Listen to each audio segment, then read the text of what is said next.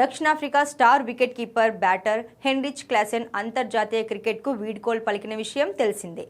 గతేడాది రిటైర్మెంట్ ఇచ్చిన 34 ఏళ్ల క్లాసెన్ ఫ్రాంచైజ్ క్రికెట్లో కొనసాగుతున్నాడు. ఐపీఎల్ 2026లో సన్ రైజర్స్ హైదరాబాద్ తరపున ఆడుతున్న క్లాసెన్ పరుగుల వరద పారిస్తున్నాడు. ఇప్పటి వరకు ఆడిన 9 మ్యాచ్ల్లో 157.41 స్ట్రైక్ రేట్తో 414 పరుగులు చేశాడు.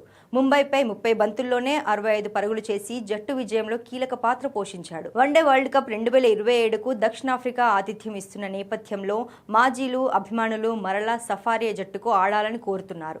అయితే తాజాగా క్లాసెన్ చేసిన వ్యాఖ్యలు క్రికెట్ ప్రపంచంలో చర్చనీయాంశంగా మారాయి.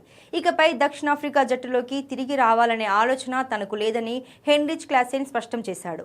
అంతేకాకుండా తనకు ఇప్పుడు అంతర్జాతీయ క్రికెట్పై పెద్దగా ఆసక్తి కూడా లేదని వెల్లడించాడు.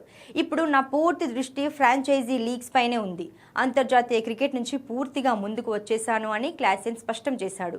ఈ వ్యాఖ్యలతో దక్షిణాఫ్రికా అభిమానులు ఆశ్చర్యానికి గురయ్యారు.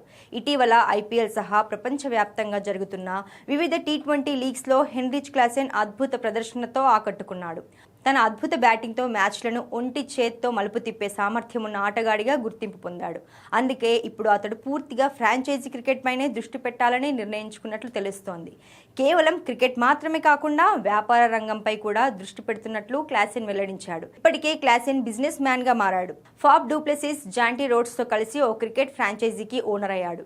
యూరోపియన్ టీ20 ప్రీమియర్ లీగ్లో రోటర్డామ్ ఫ్రాంచైజీని ఈ ముగ్గురు సొంతం చేసుకున్నారు.